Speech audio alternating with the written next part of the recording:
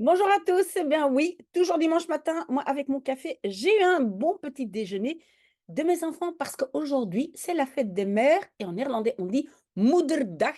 On ne dit pas la fête des mères, on dit le jour des mères, Moederdag.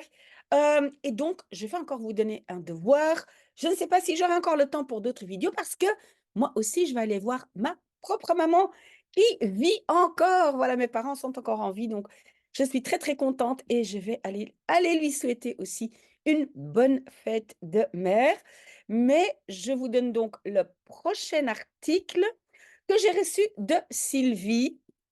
Je l'ai retrouvé parce que moi-même, j'ai un abonnement de Knack. Hein, Knack, c'est le Vif Express en français, mais en néerlandais, ça s'appelle Knack. Et Knack, ils ont, euh, je ne sais pas comment appeler ça, mais donc il y a de leraarskamer.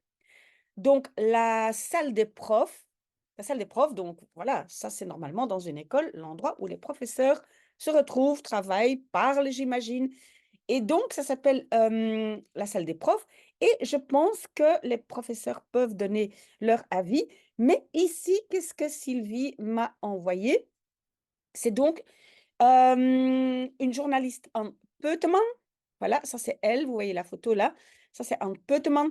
Euh, Elle a en fait écrit 8 conseils pour notre futur ministre de l'Enseignement. Enfin, le ministre de l'Enseignement néerlandophone. Parce que vous le savez, on a beaucoup de ministres en Belgique. Donc, il y a un ministre ou une ministre de l'Enseignement en Flandre. Ça, c'est plutôt un ministre. Puis en Wallonie, on a une pour l'enseignement obligatoire et encore une autre pour l'enseignement non obligatoire, donc supérieur, université, etc.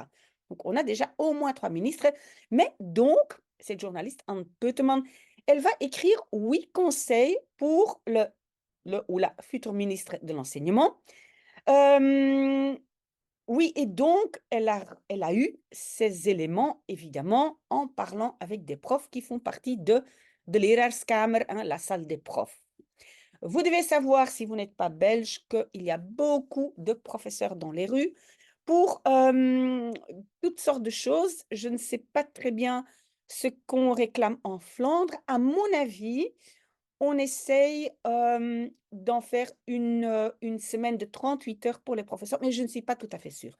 En tout cas, cette journaliste, elle a écrit 8 conseils. Et évidemment, moi, comme c'est un article protégé du magazine de Knack, moi j'ai un abonnement, mais j'espère que Knack et la journaliste Anne Peutemann ne sont pas fâchés contre moi, parce qu'en fait, je donne ici 4 éléments qu'elle a donc énumérés, et je ne donne pas les 8.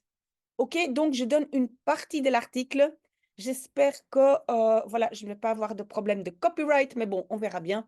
Donc voilà, c'est ce que nous allons lire. Et comme chaque fois, je vous le dis, ou bien vous préparez déjà seul, vous lisez déjà, vous essayez de regarder un peu s'il y a des mots intéressants ou des mots toujours dans 2 listes, hein, n'oubliez pas, hein, des mots que, en fait, ou bien vous devez pouvoir utiliser vous-même, ou simplement comprendre, ça c'est la liste passive, voilà. Et donc, si vous n'avez pas le courage, pas le temps, ou voilà, vous avez simplement envie de lire avec moi dimanche prochain, pas de souci, donc dimanche prochain, on lira tout ça ensemble. Voilà, dans 1 heure, moi, je pars chez mes propres parents, mais peut-être qu'entre-temps, j'ai encore vérifié si je n'ai pas oublié quelqu'un. Voilà, très très bon dimanche. N'oubliez pas vos mamans non plus. Euh, voilà, ben voilà, un très très bon dimanche. Si jamais vous avez déjà perdu vos mamans, vous savez probablement que c'est voilà, que c'est beaucoup mieux de la voir encore, comme c'est mon cas. Mais donc, sinon, profitez quand même de votre dimanche. Voilà, à très très bientôt. N'oubliez pas de me poser des questions. Si jamais.